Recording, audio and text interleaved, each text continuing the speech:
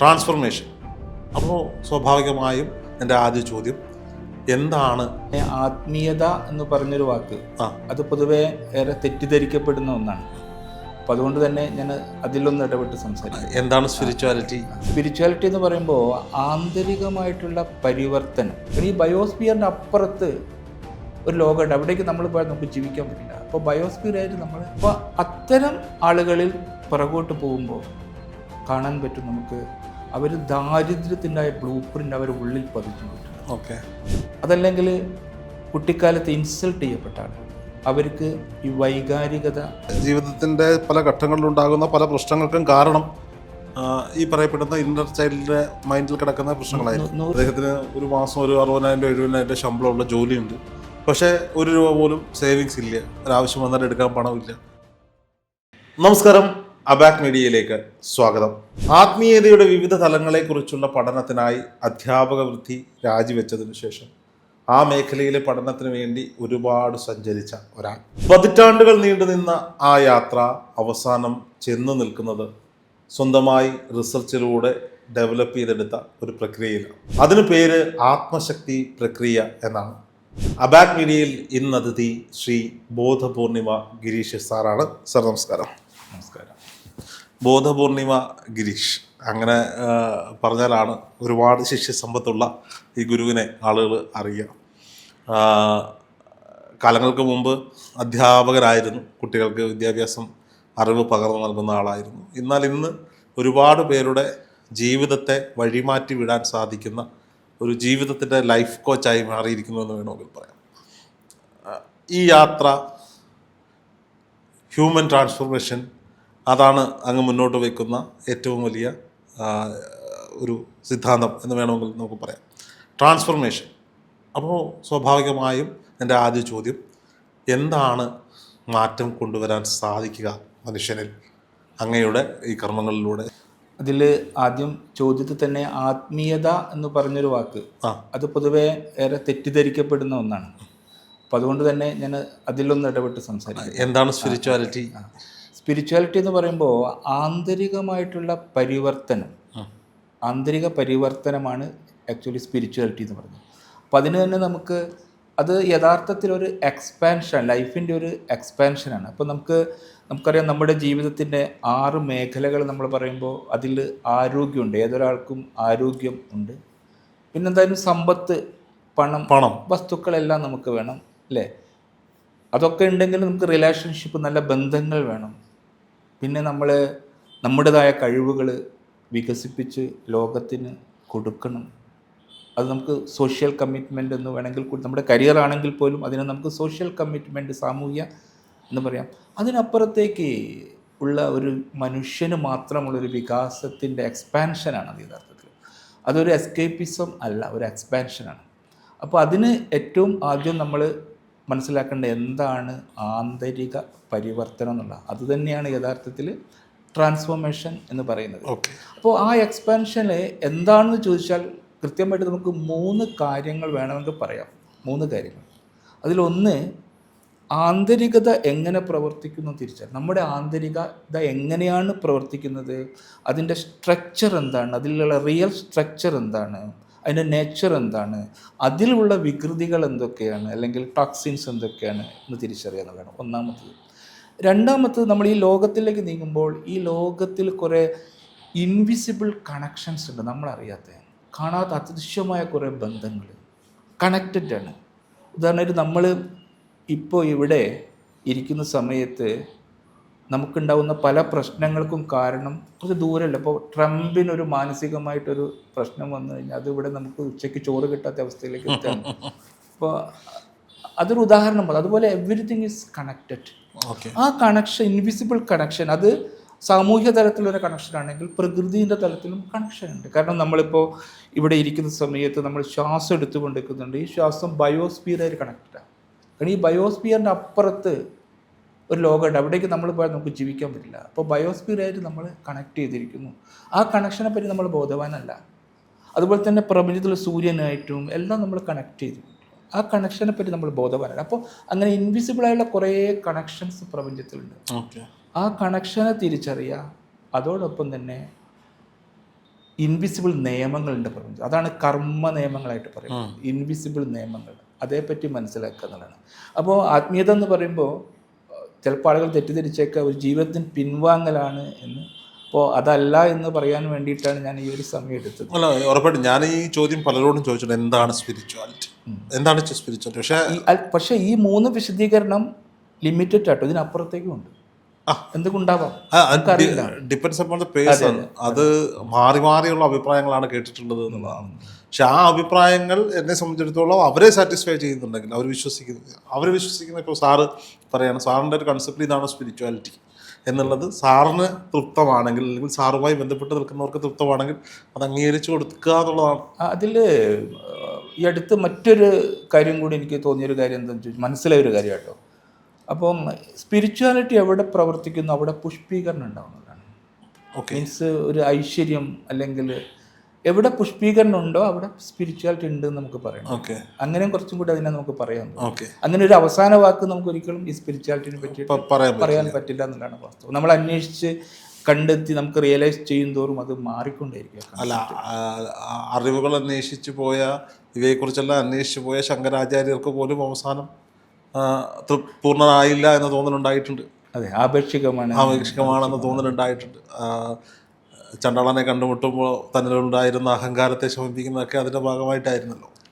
അതിൽ സ്പിരിച്വാലിറ്റിയിലെ ഇപ്പോൾ പറഞ്ഞതുകൊണ്ട് സ്പിരിച്വാലിറ്റിയിലെ മറ്റൊരു ഡയമെൻഷൻ എന്ന് പറഞ്ഞാൽ നമ്മിലെ ഈഗോയെ, നമ്മിലുള്ള വ്യക്തിഭാവത്തെ നമ്മൾ തിരിച്ചറിയുന്നത് സ്പിരിച്വാലിറ്റിയുടെ ഭാഗം തന്നെയാണ്. നമ്മൾ ഏത് വ്യക്തിഭാവമാണ് നമ്മിൽ നിലനിൽക്കുന്നത് എന്ന് നമ്മൾ തിരിച്ചറിയുന്നതും യഥാർത്ഥത്തിൽ ആത്മീയതയുടെ ഒരു ഫ്ലവറിങ് തന്നെയാണ്. അതെ, ഇപ്പോൾ പറഞ്ഞപ്പോഴാണെങ്കിൽ പെട്ടെന്ന് എനിക്ക് ഓർമ്മ. ഓക്കെ, അപ്പോൾ മനസ്സിൻ്റെ ട്രാൻസ്ഫോർമേഷനാണ് ഈ ഹ്യൂമൻ ട്രാൻസ്ഫോർമേഷൻ എന്ന പ്രക്രിയ. മനുഷ്യൻ എന്നത് യഥാർത്ഥത്തിൽ മനസ്സ് മാത്രമല്ല എന്നല്ല, ബിയോണ്ട് മൈൻഡാണ്. ബിയോണ്ട് മൈൻഡിലൊരു തലമുണ്ട്. അപ്പോൾ നമുക്ക് വേണമെങ്കിൽ ജീവിതത്തിനൊരു 6 തത്വങ്ങളായിട്ട് വേണമെങ്കിൽ നമുക്ക് പറയാം. 6 തത്വങ്ങളായിട്ട്. ഈ 6 തത്വങ്ങൾ എന്ന് പറയുന്നത് 36 തത്വമുണ്ട്, 24 തത്വമുണ്ട്. സാഖ്യ തത്വങ്ങൾ, യോഗ തത്വങ്ങൾ, തന്ത്ര തത്വങ്ങൾ. അതിൽ നമുക്ക് ഏറ്റവും ചെറുതാക്കി നമുക്ക് 6ആയിട്ട് പറയുകയാണെങ്കിൽ, ഒന്നാമത്തെ തത്വം നമ്മുടെ ജ്ഞാനേന്ദ്രിയവും കർമ്മേന്ദ്രിയവും എന്ന് വേണമെങ്കിൽ പറയാം. കാരണം അതാണല്ലോ നമ്മൾ ഈ ലോകത്തിൽ ഇടപെടുന്നത് മുഴുവൻ ജ്ഞാനേന്ദ്രിയവും കർമ്മേന്ദ്രിയവും കൊണ്ടാണ്. നമ്മുടെ വിഷയത്തിലേക്ക് വരാം, മുമ്പ് ഇൻട്രൊഡക്ഷൻ നമുക്ക് പറയാം അല്ലേ. ഇപ്പോൾ രണ്ടാമത്തെ തത്വം എന്ന് പറഞ്ഞാൽ നമ്മൾ നിരന്തരം എടുത്തുകൊണ്ട് ശ്വാസം എടുത്തുകൊണ്ടിരിക്കുന്നുണ്ട്. അത് രണ്ടാമത്തെ തത്വമാണ്. ആ തത്വം നമ്മളെ മുഴുവൻ ഒരു ബ്രിഡ്ജ് എന്ന് പറയുന്നത്, your body and your real entity ആയിട്ടുള്ള ഒരു ബ്രിഡ്ജിങ് ആണ് നമ്മുടെ ബ്രീത്ത് എന്ന് പറയുന്നത്. അതുകൊണ്ടാണ് ഈ പ്രശസ്തരായിട്ടുള്ള അല്ലെങ്കിൽ വളരെ എന്താ പറയുക ആത്മീയമായിട്ടുള്ള വലിയ മഹാന്മാരൊക്കെ ബ്രീത്തിന് പ്രാധാന്യം കൊടുക്കുന്നത്, യോഗയ്ക്ക് പ്രാധാന്യം കൊടുക്കുന്നത്. ഇവൻ ബുദ്ധൻ പോലും അവസാനം അനാപാനസതി എന്ന് പറയുന്ന ബ്രീത്തിലുള്ള ഒരു മെഡിറ്റേഷൻ, ഒരു പ്രാണായാമത്തിലൂടെയാണ്, ധ്യാനത്തിലൂടെയാണ് ബോധോദയം പ്രാപിച്ചു എന്നൊക്കെ പറയപ്പെടുന്നുണ്ട്. അപ്പോൾ ബ്രീത്ത് നമുക്ക് രണ്ടാമത്തെ ഘടകമായി പറയും. അപ്പോൾ മൂന്നാമത്തത് മനസ്സാണ്. അപ്പോൾ മനസ്സിന് നമുക്കവിടെ 4 ഭാഗമുണ്ട്. ഇപ്പോൾ ഞാൻ എന്നുള്ള ബോധം, ഇപ്പോൾ രോഹിതാണെന്ന് പറഞ്ഞാൽ ഞാനാണെന്ന് പറഞ്ഞാൽ ആ ബോധം നിൽക്കുന്ന സ്ഥലമുണ്ട്. പിന്നെ നമ്മളിലേക്ക് വരുന്ന അനുഭവങ്ങളൊക്കെ വിലയിരുത്തുന്നുണ്ട്, ശരിയാണോ തെറ്റാണോ, ബുദ്ധി എന്ന് പറയാം. അപ്പോൾ 5 ഇന്ദ്രിയങ്ങളിലൂടെ നമ്മൾ വിവരങ്ങളെ ശേഖരിക്കുന്ന ഒരു ഭാഗം, അതിനെ നമുക്ക് വേണമെങ്കിൽ മനസ്സ് എന്ന് പറയാം. പിന്നെ ഈ കിട്ടിയ ഡാറ്റകളൊക്കെ, അല്ലെങ്കിൽ അതിൻ്റെ ഇമോഷനായാലും ഡാറ്റകളായാലും നമ്മൾ മെമ്മറി സൂക്ഷിക്കുന്നുണ്ട്. ഇപ്പോൾ നമ്മളിപ്പോൾ ട്രാൻസ്ഫോർമേഷൻ്റെ ഭാഗമായിട്ട് നമുക്കൊരു മിസറിയിലേക്ക് വരാനുണ്ട്. അപ്പോൾ അങ്ങനെ പറയുന്നത് your misery is the auto play off your memories എന്നാണ്. നമ്മുടെ പഴയ കാലത്തെ മോശമായ വൈകാരിക ഓർമ്മകൾ വീണ്ടും ഓട്ടോ പ്ലേ ചെയ്യുന്നതാണ് എല്ലാ മിസറീസിൻ്റെ റൂട്ട് കോസ് എന്ന് പറയപ്പെടുന്നത്. അപ്പോൾ അങ്ങനെ ഒരു 4 തത്വം അവിടെയുണ്ട്. പിന്നെ അതിനുപരിയായിട്ട് ശ്രദ്ധ എന്ന് പറയുന്നൊരു സാധനം. ഈ ശ്രദ്ധ ശരിക്കും മനസ്സിൻ്റെ ഭാഗമല്ല, ബിയോണ്ട് മൈൻഡാണ്. കാരണം മനസ്സിനെ നമുക്ക് ശ്രദ്ധിക്കാൻ പറ്റും, ഞാനെന്ന ബോധത്തെയും നമുക്ക് ശ്രദ്ധിക്കാൻ പറ്റും. അപ്പോൾ ആ ശ്രദ്ധ എന്ന് പറയുന്ന മറ്റൊരു ഉയർന്ന തലമുണ്ട്. അതിൻ്റെയും ഉപരിയായിട്ട് നമ്മളെ പ്രാപഞ്ചിക ബോധമായിട്ട് കണക്ട് ചെയ്യുന്ന ആത്മ എന്ന് പറയുന്ന ഒരു തലമുണ്ട്. അപ്പം അത് നമ്മൾ ഇതൊക്കെ തിയറിറ്റിക്കലാണ്, അനുഭവത്തിലൂടെ നമ്മൾ പോയിട്ട് നമ്മൾ അവിടെ എത്തുന്നതിനാണ് ട്രാൻസ്ഫോർമേഷൻ എന്ന് പറയുന്നത്. അപ്പോൾ മൈൻഡുമായിട്ട് ബന്ധപ്പെട്ടിട്ട് ട്രാൻസ്ഫോർമേഷൻ, മൈൻഡിൻ്റെ ട്രാൻസ്ഫോർമേഷൻ എന്ന് പറഞ്ഞപ്പം ആക്ച്വലി അത് തന്നെയാണ് നമ്മൾ മൈൻഡിനെ അറിയുമ്പോൾ, മൈൻഡിന് അതീതമാവുമ്പം യഥാർത്ഥത്തിൽ നമ്മൾ ട്രാൻസ്ഫോം ചെയ്യുന്നു എന്ന് പറയാം. പക്ഷേ താഴ്ന്ന തലത്തിൽ മൈൻഡിൻ്റെ തലത്തിലും ട്രാൻസ്ഫോർമേഷൻ ഉണ്ട്. കാരണം നമ്മൾ ബുദ്ധിയിലേക്ക് വരുമ്പോൾ പോലും നമ്മൾ അത് ട്രാൻസ്ഫോർമേഷനാണ്. മനസ്സിൻ്റെ തലത്തു നിന്ന് ബുദ്ധിയിലേക്ക് വരുമ്പോൾ അത് ഒരു ട്രാൻസ്ഫോർമേഷനാണ്. പക്ഷെ അതിലും ബിയോണ്ടായിട്ട് ട്രാൻസ്ഫോർമേഷൻ്റെ തലം ഉണ്ടെന്ന് നമ്മൾ പറയേണ്ടി വരും. ഓക്കെ, ഇപ്പോൾ നമ്മളിലേക്ക് ഒരാൾ സാറിനെ കാണാൻ വരികയാണ്. അയാൾക്ക് കുറേ പ്രശ്നങ്ങളുമായിട്ടൊക്കെ ആയിരിക്കും വരിക. അപ്പോൾ സ്വാഭാവികമായിട്ടും അങ്ങ് ഒരുപാട് പേർക്ക് കൺസൾട്ടേഷനും അറിവും ഒക്കെ പകർന്നു കൊടുക്കുന്നുണ്ട്. എത്രക്കാരാണ് ഈ കൂടുതലും എന്ത് പ്രശ്നങ്ങളുമായിട്ടാണ് നമ്മുടെ അടുത്തേക്ക് വരുന്നത്? അത് ഒരു ട്രാൻസ്ഫോർമേഷൻ ഫെസിലിറ്റേറ്റർ എന്ന നിലയിൽ, ഇപ്പോൾ ഞാൻ ആദ്യം പറയട്ടെ, ഗുരു എന്ന് പറഞ്ഞു. ഗുരു എന്ന പേരിനേക്കാൾ ഉപരി ഒരു ഫെസിലിറ്റേറ്റർ എന്നാണ് കൂടുതൽ യോജിക്കുക. Okay, transformation facilitator. അപ്പോൾ നമ്മളടുത്തേക്ക് വരുന്ന ഏത് തരം പ്രശ്നങ്ങളാണ് നമുക്ക് പരിഹരിക്കാൻ പറ്റുക എന്നൊരു ഉത്തമ ബോധ്യം ഏതൊരു ഫെസിലിറ്റേറ്റർക്കും ഉണ്ടായിരിക്കണം. അപ്പം അതിൽ എന്നെ സംബന്ധിച്ചിടത്തോളം ഞാൻ ആദ്യ കാലങ്ങളിൽ ഇപ്പോഴും ചെയ്യുന്നുണ്ട്. റേക്കി പഠിപ്പിച്ചിട്ടുണ്ട്. റേക്കി അറ്റ്യൂൺമെൻറ്റ് കൊടുക്കുക പഠിപ്പിച്ചിട്ടുണ്ട്. റേക്കിയിലൂടെ ഒരുപാട് പേർക്ക് മാറ്റങ്ങൾ ഉണ്ടായിട്ടുണ്ട്. ഇപ്പോഴും റേക്കി പഠിപ്പിച്ചു കൊണ്ടിരിക്കുന്നുണ്ട്, ക്ലാസ് എടുത്തുകൊണ്ടിരിക്കുന്നുണ്ട്. കാരണം ഏറ്റവും കൂടുതൽ റേക്കിയാണ് ഞാൻ ക്ലാസ് എടുക്കുന്നത്. പക്ഷെ അതിനേക്കാൾ ഉപരി റേക്കി, അപ്പോൾ നമുക്ക് റേക്കിയെ പറ്റി പിന്നീട് സംസാരിക്കാം. റേക്കിയിൽ നമുക്ക് കോസ്മിക് എനർജി നമ്മളിലേക്ക് വന്നിട്ട് നമ്മളിലെ 5 ലെയറിനെയും ആക്ടിവേറ്റ് ചെയ്യുന്നതാണ് ശരിക്കും റേക്കി. അതേപ്പറ്റി നമുക്ക് പറയാം. പക്ഷേ റേക്കി കൊണ്ട് മാത്രം ചിലപ്പോൾ ആളുകൾക്ക് റിസൾട്ട് കാണുന്നില്ല എന്ന് കണ്ടപ്പോഴാണ് ഞാൻ ഇതെവിടെയാണ് പ്രശ്നം എന്ന് പരിശോധിച്ചപ്പോഴാണ് നമ്മുടെ മനസ്സ്, ഈ മനസ്സ്, ഞാൻ നേരത്തെ പറഞ്ഞു, our miseries are the auto place of our memories. അപ്പോൾ അതിൻ്റെ പിറകെ പോയപ്പോഴാണ് മനസ്സിലായത്.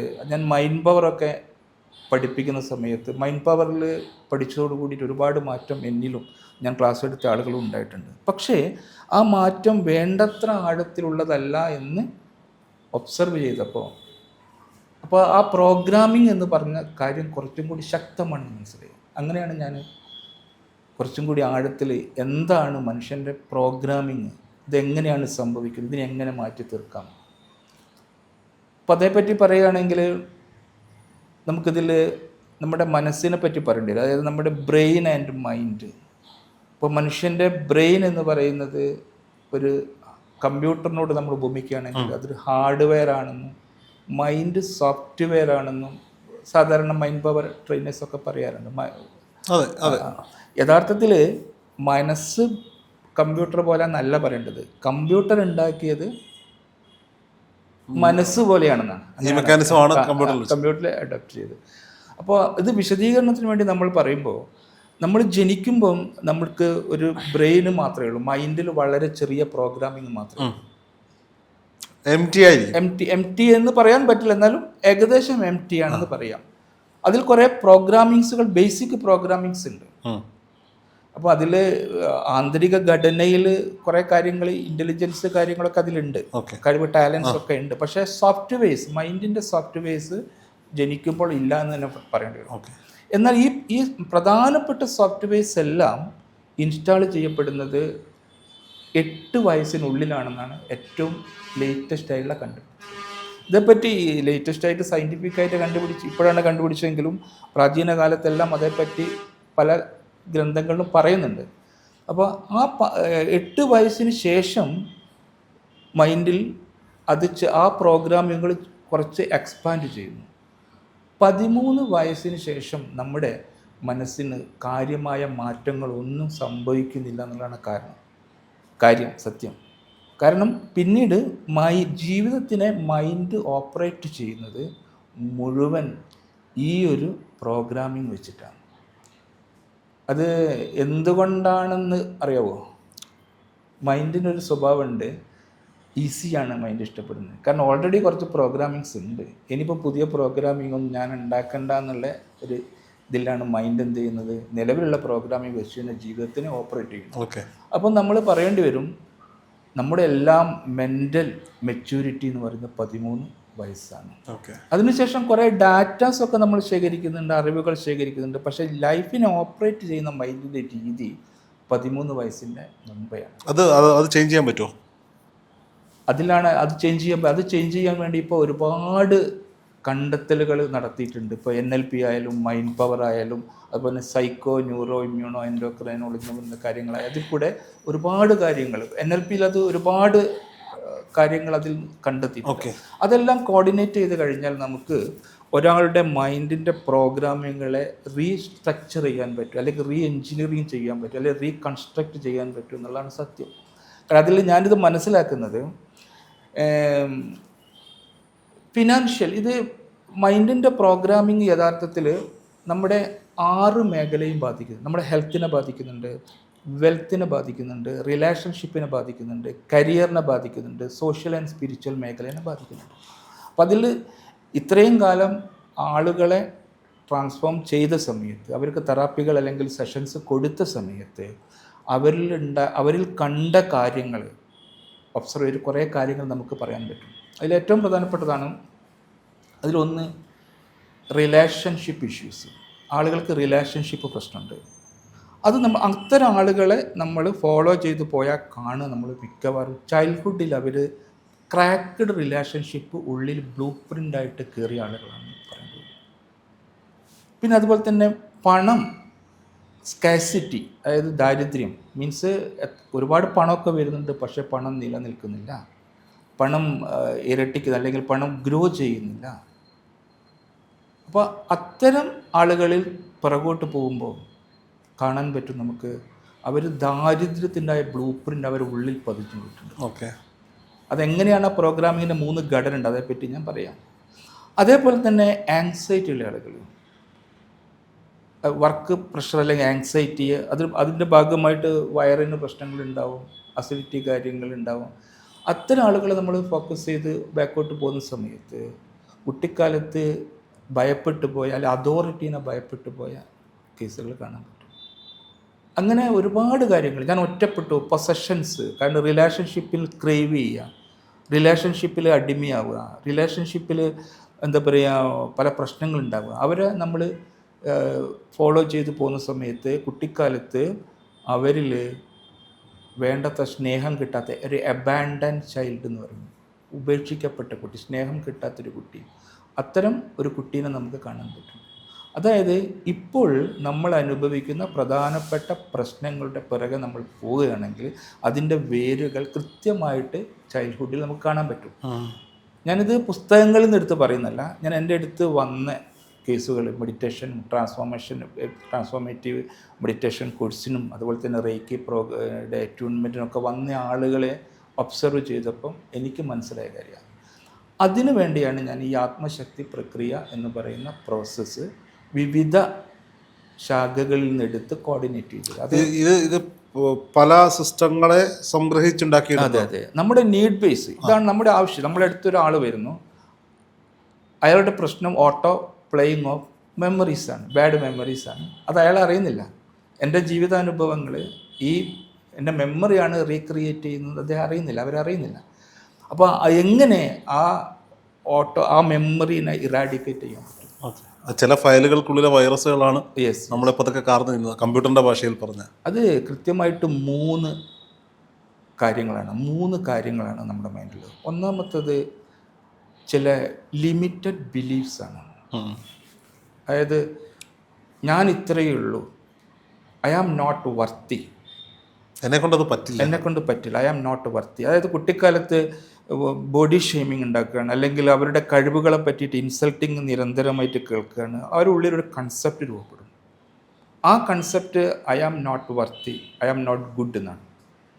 ആ പ്രോഗ്രാമിങ്ങുകളെ, ആ കൺസെപ്റ്റിനെ നമ്മൾ എത്ര വായിച്ചാലും അല്ലെങ്കിൽ എത്ര ക്ലാസ്സിന് പോയാലും അല്ലെങ്കിൽ എത്ര പ്രഭാഷണങ്ങൾ കേട്ടാലും കേട്ട് കഴിഞ്ഞ് കുറച്ച് കഴിയുമ്പോഴേക്ക് ആ കൺസെപ്റ്റ് അവിടെ വരും. ഈ കൺസെപ്റ്റ് നമുക്ക് ഇറാഡിക്കേറ്റ് ചെയ്യാൻ പറ്റില്ല. അടുത്തത് ഇമോഷണൽ റിയാക്ഷനാണ്. അതായത് കുട്ടിക്കാലത്ത് ഭയപ്പെട്ടു പോയ ആളുകൾ, അല്ലെങ്കിൽ കുട്ടിക്കാലത്ത് സങ്കടം, ഗ്രീഫ് അനുഭവിച്ച ആളുകൾ, അതല്ലെങ്കിൽ കുട്ടിക്കാലത്ത് ഇൻസൾട്ട് ചെയ്യപ്പെട്ട ആളുകൾ, അവർക്ക് ഈ വൈകാരികത അവരിൽ ഉണ്ടായിരിക്കും. വൈകാരിക ക്ഷതങ്ങൾ, ഇമോഷണൽ ട്രോമാസ്. അത് നമ്മുടെ എന്താ പറയുക, നമ്മുടെ മൊബൈലിനൊക്കെ ബാക്കിൽ ചിത്രം വെക്കില്ലേ, അതുപോലെ ഒരു പിക്ചറായിട്ട് നമ്മളുള്ളിലുണ്ട്. ആ ഗ്രീഫാണെങ്കിൽ ഗ്രീഫ് നമ്മുടെ അന്തർധാരയായിട്ടുണ്ടാവും.